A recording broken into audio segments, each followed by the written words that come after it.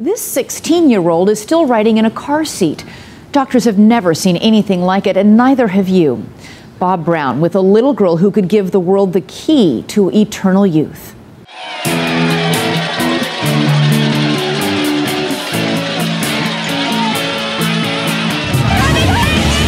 They are coming-of-age rituals, sometimes lavishly designed and exorbitantly expensive.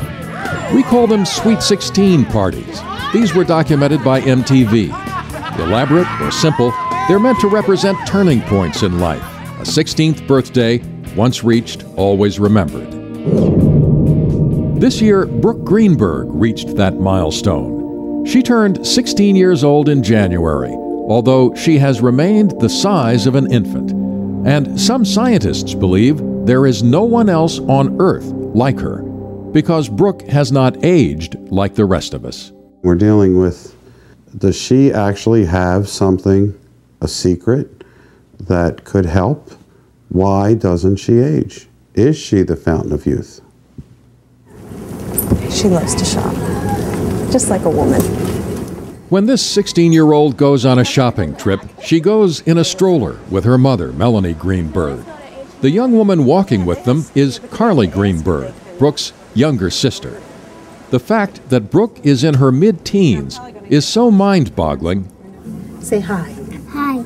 That if another mother with a toddler asks Melanie how old Brooke is, most times Melanie doesn't even try to explain. If she's 8 years old, I would say 8 months old. If she's 12 years old, I'd say 12 months old. So I would say 16 months old now. 16 months. Okay. Yeah. Is she laughing? Do you want to go? That's great. Yeah, see, she wants you to hold her. Oh, absolutely. How are you?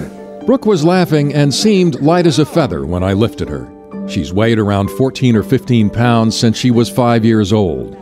Her mental age is estimated to be 9 months to a year old, although her family says she has ways of expressing herself like the teenager she is. She looks like a 6-month-old, but she kind of has a personality of a 16-year-old. Here, do you not like the doggy? I mean, sometimes we joke about how she rebels. She makes it known what she likes and what she doesn't like. Emily and Caitlin are Brooke's older sisters. Carly is nearly 3 years younger than Brooke. It must be somewhat of a strange feeling to have an older sister who is like an infant to you. It was to start out with, but as I got older, she was just like another little sister to me. In her first 6 years, Brooke went through a series of emergencies, and then the Greenbergs say she would recover miraculously, often in ways doctors could not explain. 7 perforated stomach ulcers, a brain seizure followed by what was diagnosed as a stroke that weeks later left no apparent damage. At the age of 4, she fell into a lethargy that caused her to sleep for 14 days. Then doctors diagnosed a brain tumor, and the Greenbergs went to buy a casket for her. And then we got a call that Brooke had opened her eyes and she was fine. There was no tumor. We'll keep her for a couple days and you can take her home. What's the matter? She overcomes every obstacle that is thrown her way. Greetings, how are you? Pediatrician Lawrence Bakula has overseen Brooke's care for most of her 16 years.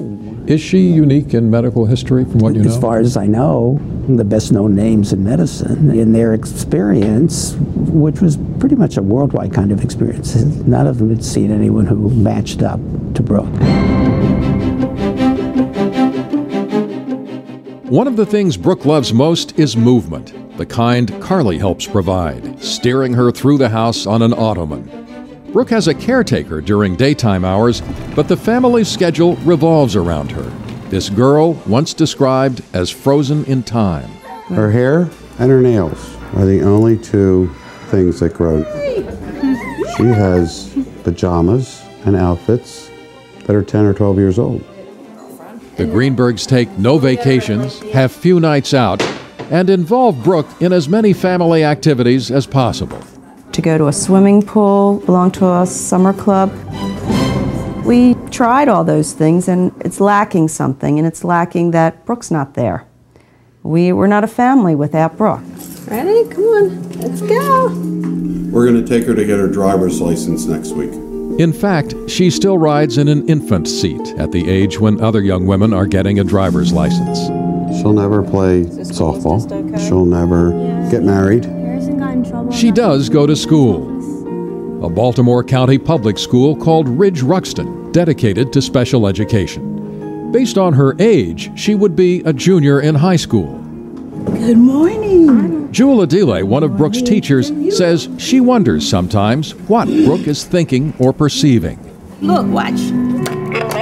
People who have worked with her in the past or briefly see her say possibly there's no changing. Good girl. But I think in her heart she changes. I think from day to day there are changes. They're not just as visible as you see in a lot of teens.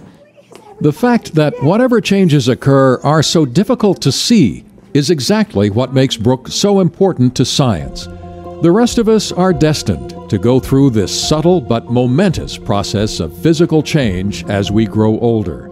Scientists want to know why this is not happening predictably with Brooke, why her aging process has been so irregular, and what it means to the understanding of our genetic makeup. These are MRIs over the ages, I believe about 1 year up to current. There's been very minimal changes in Brooke's brain. Dr. Richard Walker of the University of South Florida says Brooke's body is not developing as a coordinated unit, but as independent parts that are out of sync. For instance, about half the teeth in her mouth are still baby teeth. She is 16, but hasn't reached puberty. Various parts of her body, rather than all being at the same stage, they seem to be disconnected. Dr. Walker and geneticist Maxine Sutcliffe of All Children's Hospital have studied samples of Brooke's cells and DNA to look for what they think may be a genetic mutation, something never seen before, that has affected the way she ages. They believe that if they can isolate the gene, it may provide clues to timeless questions about why we age and die. Without being sensational, I'd say yes, this is an opportunity for us to answer the question why we're mortal, at least to test it, and if we're wrong, we can discard it, but if we're right, we've got the golden ring. If they identify the gene or complex of genes, Dr. Walker says, they will then test in laboratory animals to see whether they can switch it off, cause the gene to stop working, and the animal's aging process to slow down. When you find it, how will you know it? We'll know it because in our test animal, the animal's lifespan will be extended beyond its normal limits. Is there any way to judge or speculate what her lifespan might be based on her current circumstance? I would have to say that's more of a crystal ball question. I think there's no way of knowing.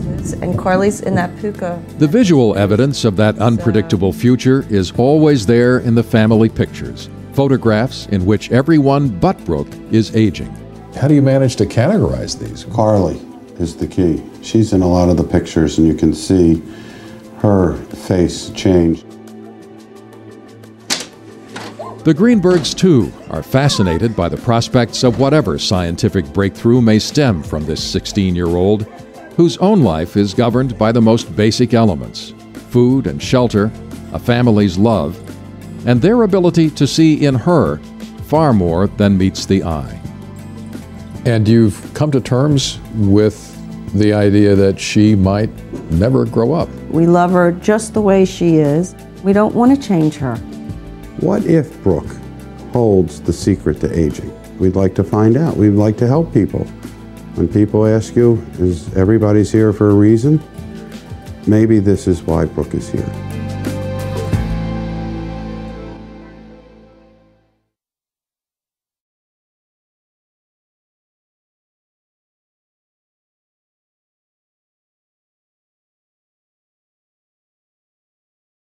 I'd say yes, this is an opportunity for us to answer the question why we're mortal,